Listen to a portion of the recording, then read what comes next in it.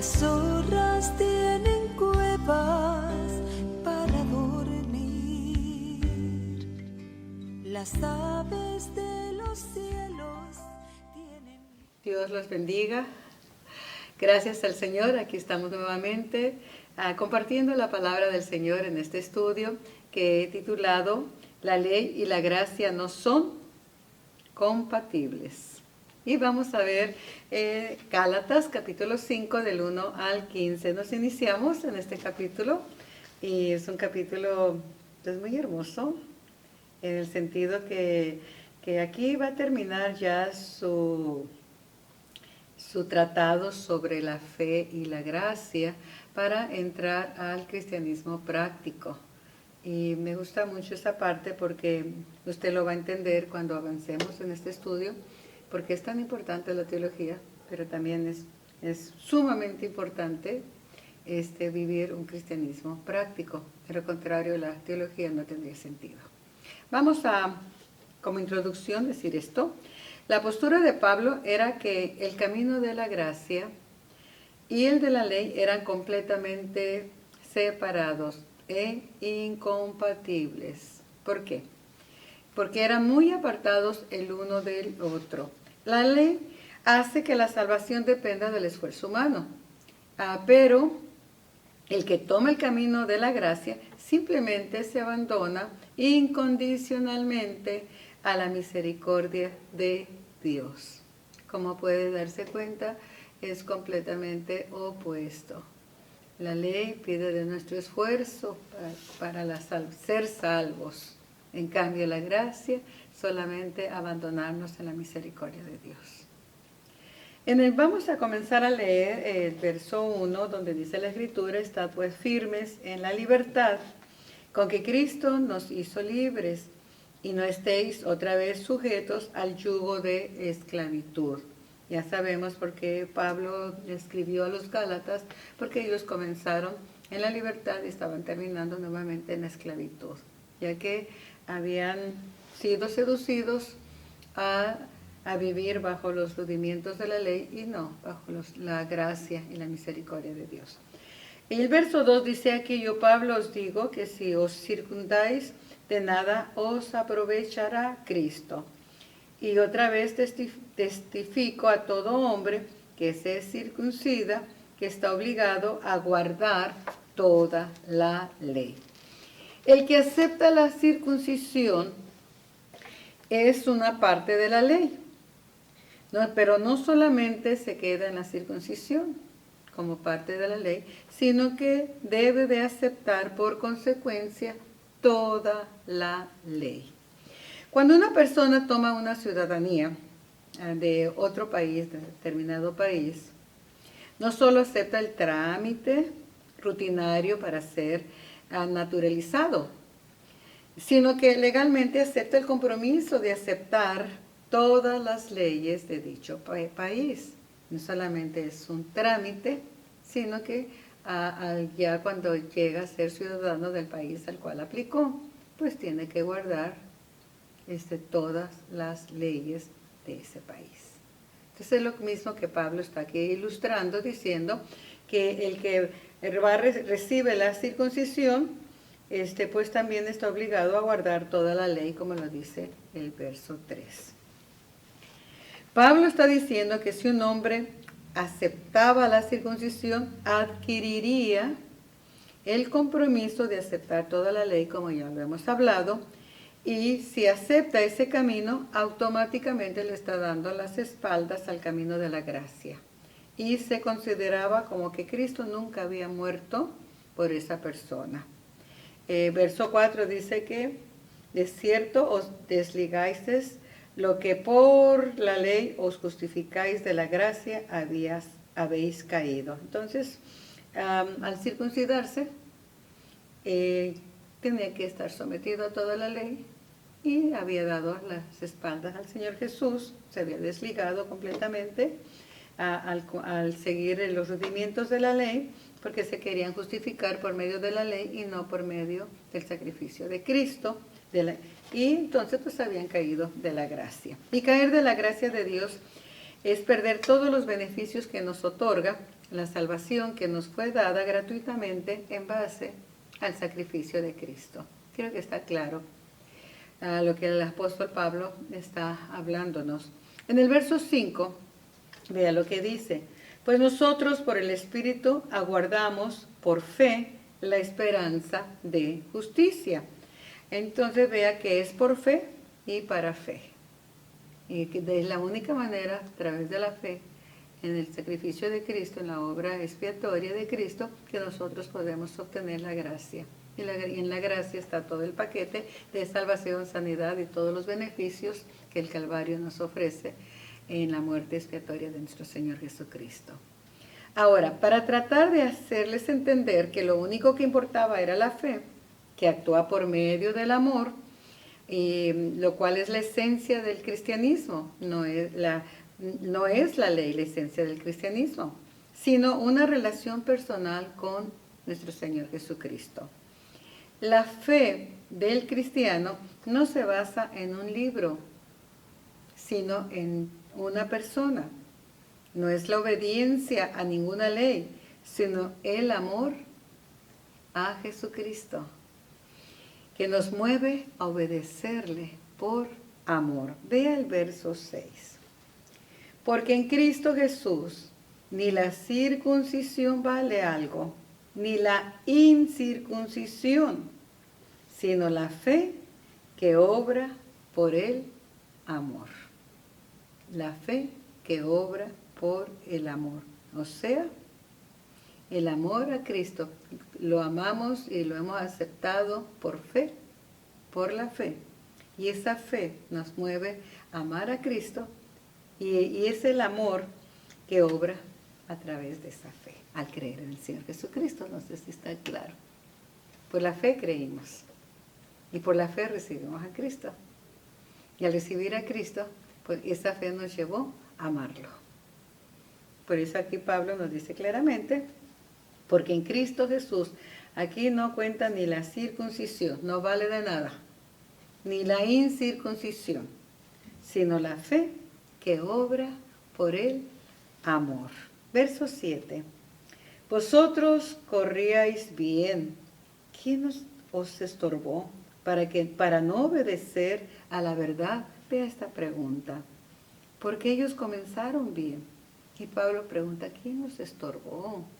¿Quién fue el que vino a estorbarlos para no obedecer a la verdad? Los Gálatas, cuando recibieron la salvación por medio de la fe, sabían eso, porque Pablo los doctrinó, los evangelizó. Él les habló de las consecuencias de vivir por la ley. Y también les habló de la salvación y ellos estuvieron dispuestos a aceptar a Jesucristo por medio de la fe y obtener una salvación por medio de la gracia. Entonces, ellos estaban conscientes, por eso Pablo les pregunta, vosotros corrías bien, conocían la gracia. ¿Quién os estorbó para no obedecer a la verdad? Ahora, lamentablemente, ellos, después de conocer la verdad, se estaban volviendo a la ley. Alguien los desvió de esa manera tremenda, absoluta. Pero en el verso 9, mire lo que dice. Vamos a continuar con el 8. Dice, esta persuasión no procede de aquel que os llama. Los estuvieron persuadiendo de volver a la ley, pero eso no procedió de aquel que los llamó. Esto procedió de los engañadores. Pablo menciona que un poco de levadura leuda toda la masa.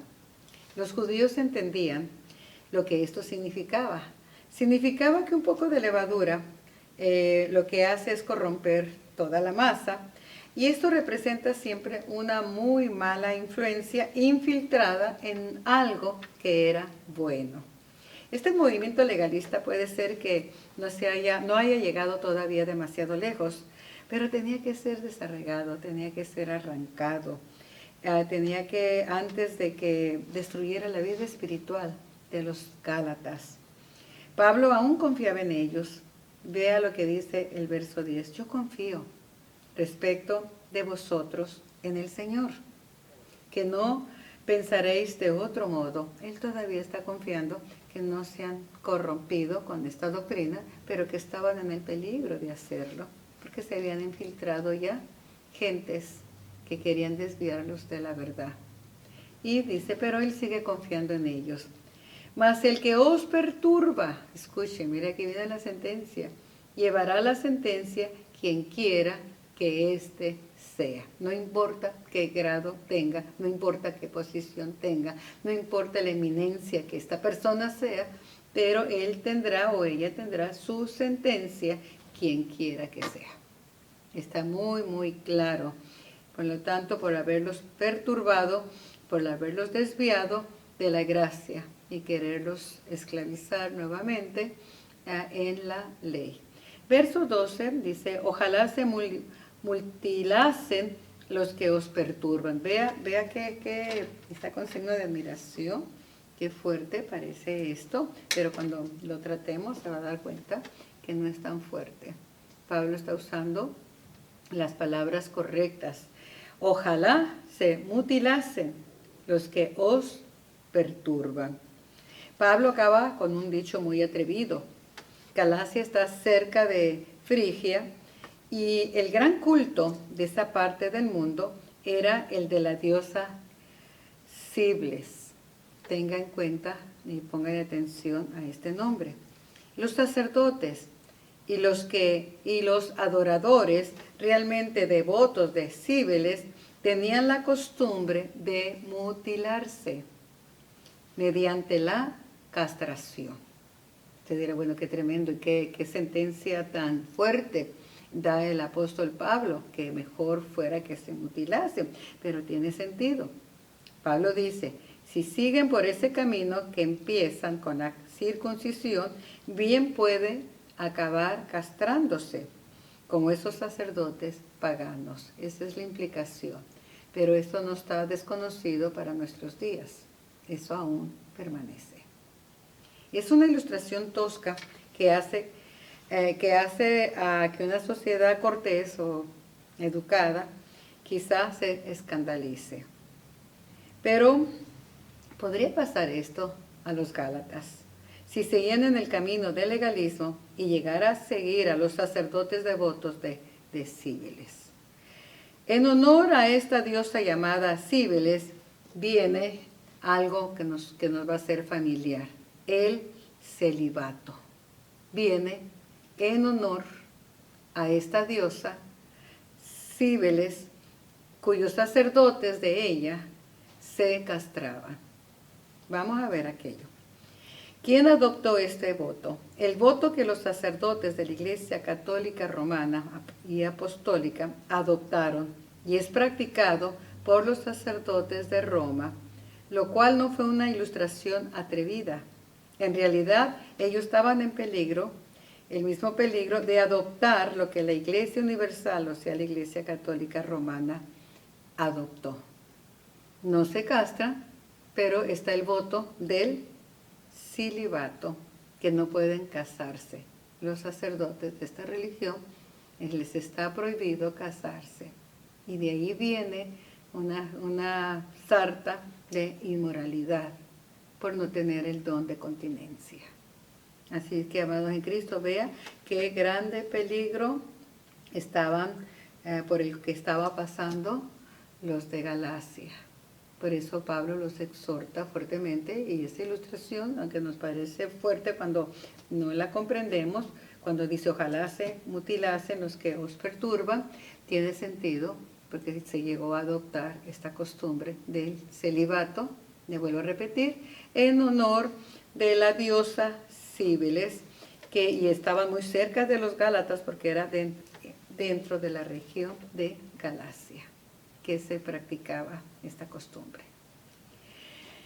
Este voto se complementa en contra de la palabra de Dios. Vamos a ver esto. ¿Qué dice la palabra de Dios en Timoteo, Con eso vamos a verlo claramente y vamos a complementar lo que el apóstol Pablo está hablando acerca de esas diosas Cíbiles y qué dice la palabra de Dios con relación al celibato. Primera de Timoteo capítulo 4, verso 1 dice: pero el Espíritu dice claramente que en los postreros tiempos algunos apostatarán de la fe, escuchando espíritus engañadores y a doctrinas de demonios. Verso 2.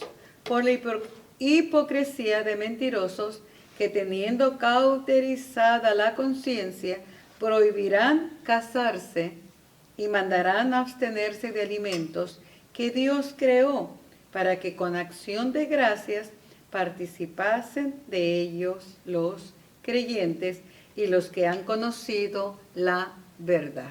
Ve aquí cómo derriba ese legalismo. No solamente lo del celibato, porque dice que vendrán muchos, escuche, que tremendos, con espíritus engañadores, doctrina de demonios, con hipocresía, mentirosos, y su conciencia está cauterizada, ya su conciencia no los reprende. Y ellos prohibirán casarse y abstenerse de ciertos alimentos. No comas esto, no comas aquello, porque es pecado, etcétera, etcétera. Cuando la palabra del Señor dice que Dios los creó, en otras palabras, creó todos los alimentos, creó también nuestra sexualidad, por lo cual esta prohibición está de más, para que participaran de ellos los creyentes y los que han conocido la verdad. Creo que está muy claro. Era necesario mencionar este punto del celibato porque está en concordancia con lo que está tratando el apóstol Pablo. Estaba muy cerca este peligro. Estaba en la misma región de Galacia y los gálatas se habían deslumbrado, habían caído fascinados con tomar nuevamente, caer sobre los rudimientos, cumpliendo la ley, una ley que ya no tenía sentido, ya no tenía valor, porque entraba el tiempo de la gracia a través de Cristo Jesús. Y porque nosotros, por nuestra carnalidad, nuestro pecado, éramos incapaces de poder guardar una ley santa que vino de parte de Dios. Así es que, amados en Cristo, vea lo que dice el verso 13. Volviendo a Gálatas, vamos a continuar en el verso 13, que dice así: porque vosotros, hermanos, a libertad fuisteis llamados, solamente que no uséis la libertad como ocasión para la carne, sino servíos por amor los unos a los otros. Aquí, amados en Cristo, Pablo pasa de una carta teológica, porque ha estado hablando de teología, está hablando de la ley, está hablando de la gracia, está hablando de la salvación, ha hablado puntos teológicos clave y muy importantes hasta el día de hoy para nuestra vida cristiana. Pero de una carta teológica, él pasa a una carta ética. ¿Qué quiere decir eso? O sea, una carta disciplinaria que estudia el bien y el mal y sus relaciones con la moral y nuestro comportamiento humano. Entonces, mire el salto que da. Está hablando teológicamente, nos ha presentado lo de la fe, la circuncisión, parte de la ley, parte de la gracia, y ahora pasa a una carta ética. Ahora nos va a disciplinar, nos va a enseñar cómo comportarnos. Podemos darnos cuenta que Pablo, en sus grandes tratados teológicos, después de exponerlos, aterriza y nos presenta las enseñanzas de vivir una vida práctica viviendo lo que se ha enseñado. O sea que nos dio los tratados teológicos de las doctrinas más importantes, pero después él aterriza y dice, ok, ya conocen teología, ahora vamos a aplicar lo que aprendieron de la teología de una manera práctica. Qué bonito, ¿verdad?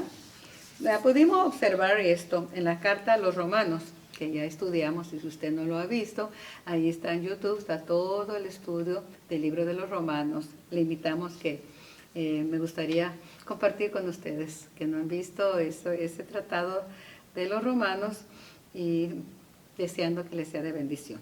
Ok, ya lo observamos, ya vimos la teología de la salvación, vimos la teología de la fe, de la justificación, de la santificación y la predestinación.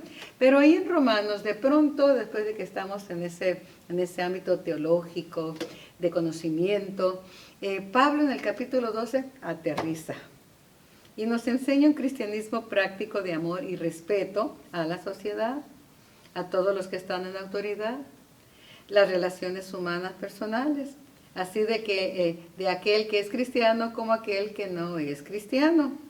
Porque nuestro cristianismo debe de ser mostrado en nuestro diario vivir, no con palabras, no inclusive no enseñando teología, sino viviendo nuestra vida cristiana y mostrándola con hechos. Así que vea qué hermosa la manera de enseñar del apóstol Pablo. Sí, nos eleva en conocimiento, pero luego nos hace aterrizar. Ok, lo que oíste, lo que aprendiste, ahora aplícalo a tu vida personal y vive la vida cristiana con hechos, no con palabras. El apóstol Pablo ha sido el más grande de los teólogos de la iglesia primitiva, a quien le debemos el legado de las más grandes doctrinas de la iglesia hasta nuestros días. Nos enseña también que la teología sin un cristianismo práctico basado en el amor a Dios y al prójimo no nos aprovechará de nada. Así que sí, qué bueno que estudiamos teología. Es básico. Qué bueno que a algunos pudimos ir a una facultad de teología, un instituto bíblico. Qué bueno, qué hermoso poder compartir esas enseñanzas, pero si mi vida no va de acuerdo con lo que yo aprendí en la facultad de teología y no la estoy viviendo, pues de nada me aprovecha y tampoco le va a aprovechar a usted. Verso 13, que ya vamos a leerlo nuevamente. Porque vosotros, hermanos, a libertad fuisteis llamados, solamente que no uséis la libertad como ocasión para la carne, sino servíos por amor los unos a los otros. Su teología sobre el fin de la ley podía mal interpretarse. Aquí ya viene a explicar esto. ¿Ok? Está bien, son libres, pero no usen la libertad para poner para usarla como ocasión para la carne. O sea, si ya sabemos todo de la ley y ya no estamos bajo la ley, podía mal interpretarse y vivir un libertinaje, vivir a nuestra manera.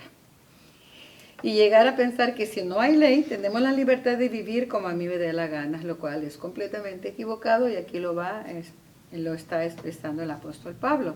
Ya que todas las restricciones se habían anulado, entonces hay que poner atención a esto.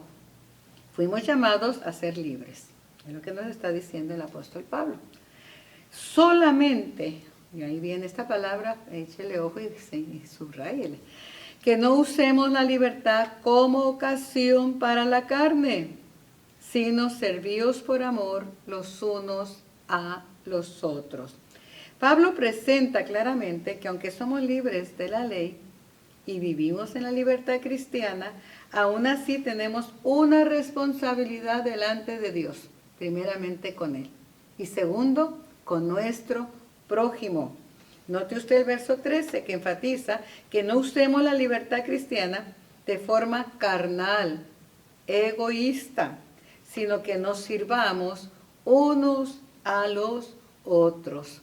Sí, porque ya no estoy bajo la ley, entonces yo tengo libertad, soy libre, en Cristo somos libres y podemos hacer lo que nos dé la gana. No, ahí viene lo práctico. Aquí ya fue la teología, no vivimos bajo la ley. Ok, ahora viene lo práctico. Tenemos responsabilidades cristianas, primeramente con Dios y con nuestro prójimo. Y no vamos a usar nuestra libertad para dañar a nuestro prójimo. Verso 14 dice, porque toda la ley en esta sola palabra se cumple. Amarás a tu prójimo como a ti mismo. Y en el verso 15 aquí Pablo nos da un consejo, que Pablo no hablaba suavecito. Hay quienes dicen, ay, quisiera que en lugar del pastor que tengo, tuviéramos a Pablo aquí. Y la iglesia estuviera reventada, que mi pastor aquí nos tiene aquí un grupito porque predica tan fuerte y quieren a Pablo. No se los aconsejo, porque mire el consejo que da.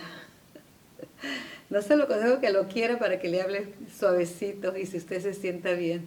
Se lo aconsejo para que le hable la verdad, como lo está hablando aquí en el libro de Gálatas. Pero si os mordéis y os coméis unos a otros, oye, mire la ilustración y el consejo que está dando. Mirad que también no os consumáis unos a otros. Tremendo consejo. Pablo añade un consejo. A menos que resolvamos el problema de vivir juntos en armonía, si no conciliamos eso, nos haremos la vida mutuamente imposible. Porque al fin de cuentas, el egoísmo no exalta a la persona, sino que la rebaja y la destruye. Vea la expresión que usa Pablo aquí. Pero si os mordéis y os coméis unos a otros, mirad que también no se consuman unos a otros. El pelear, hacernos daño, Pablo lo compara con la acción de mordernos y comernos. Parece exagerado, muy exagerado, pero en realidad terminaríamos destruyéndonos. No debemos de permitir que esos momentos carnales gobiernen y guíen nuestras acciones. Debido a que ese comportamiento carnal terminará por romper la unidad en el matrimonio, la familia e incluso en la iglesia.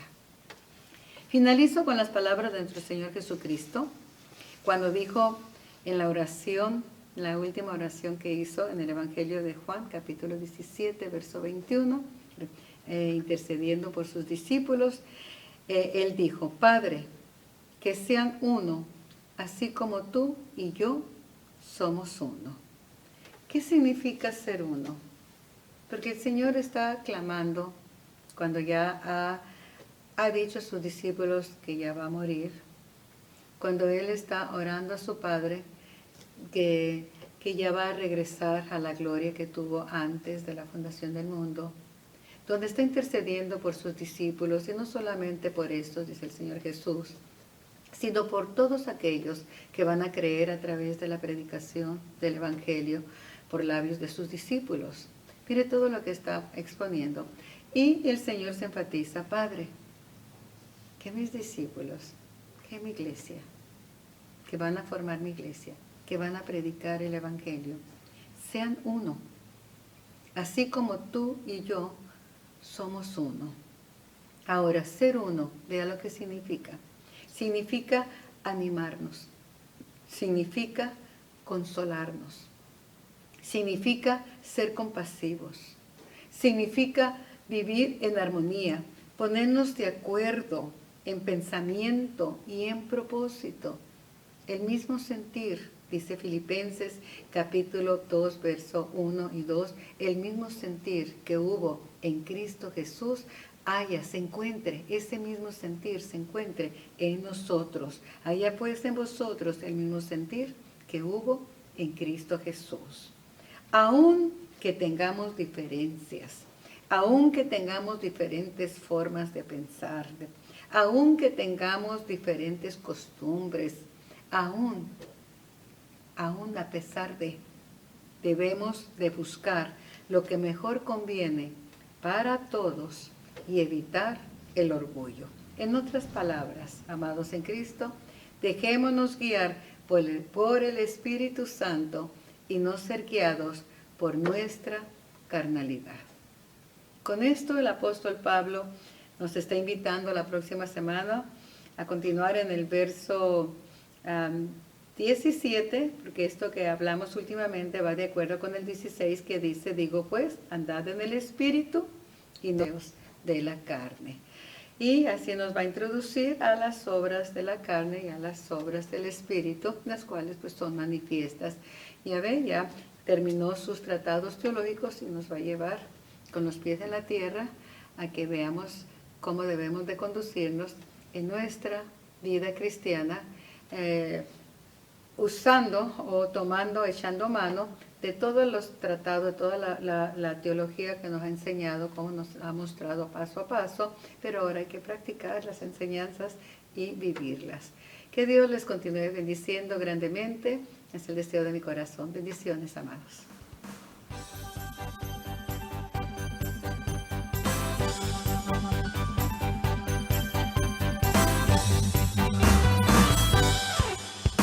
Si amas a Dios y no a tu hermano, qué mal estás. Y si tanto insistes en hacerle daño, estás aún peor. No ves que él necesita amor, porque es humano igual que tú. ¿Por qué no le perdonas y le das la mano, que así se agrada a Dios? Ama a tu hermano, sí, ámalo sin medida. Ama a tu hermano, sí, ámalo sin medida.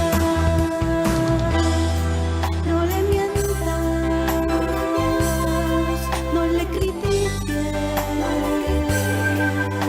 no pagues mal por mal, más bien se conviene el mal. Ama a tu hermano, sí, ámalo sin medida. Ama a tu hermano, sí, ámalo sin medida. Ama a tu hermano, sí, ámalo sin medida.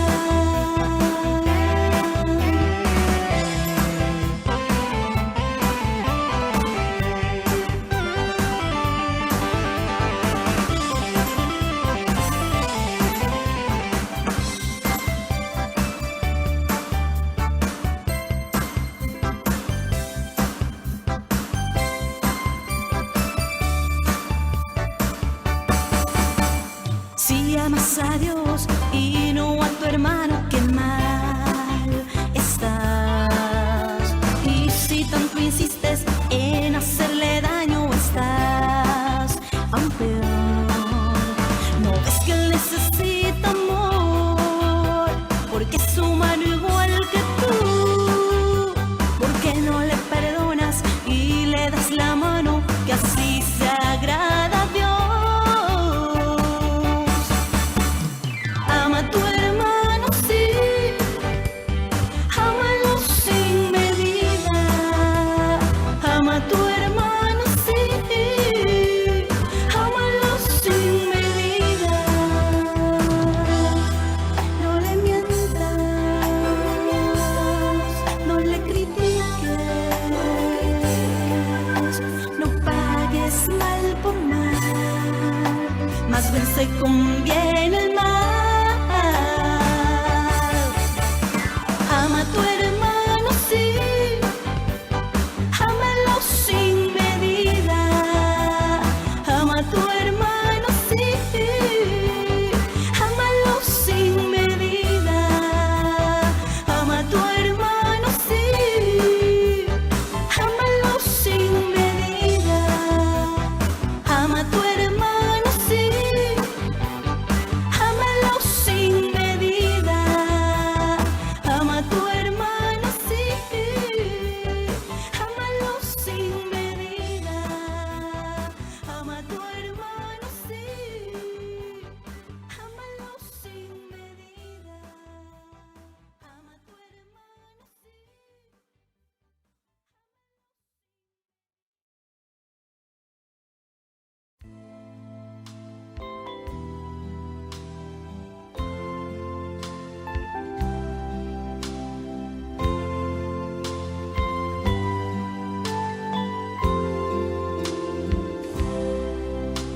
Las zorras tienen cuevas para dormir. Las aves de los cielos tienen nidos, mas